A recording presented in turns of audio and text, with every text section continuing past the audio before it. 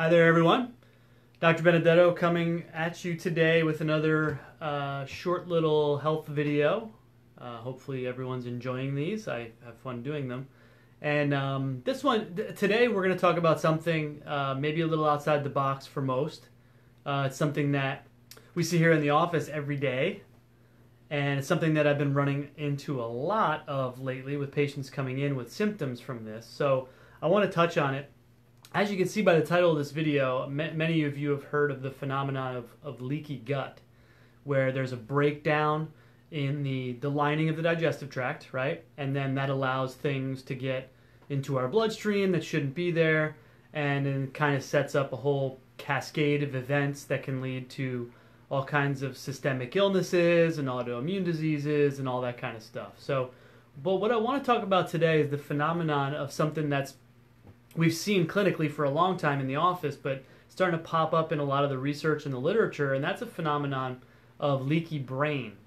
Okay, so leaky gut is a breakdown in the lining of the digestive tract, right? Everybody gets that. Leaky brain, which is now being referred to, I guess, casually as, is a breakdown between the interface. So we have something in our bodies called the blood-brain barrier, okay? BBB, blood-brain barrier. And it is what it sounds like. It's the interface or the border between your brain or your nervous system and your circulatory system, your blood, right? So only certain things are allowed to pass from the blood into the brain and vice versa, okay? And different medications and all kinds of stuff, if they have to get them into the brain, they have to get around this blood-brain barrier.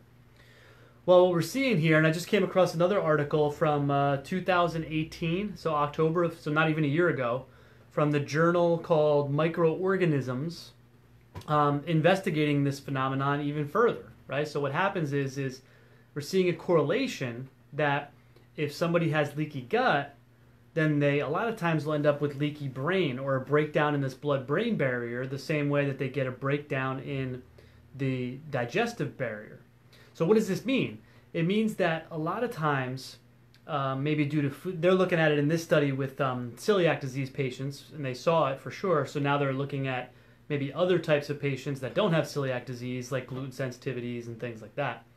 But so what does this mean, right? So the implication here is if someone has kind of unexplained neurological issues, right? And like I said, I've had 2 of these come in probably the last 2 weeks.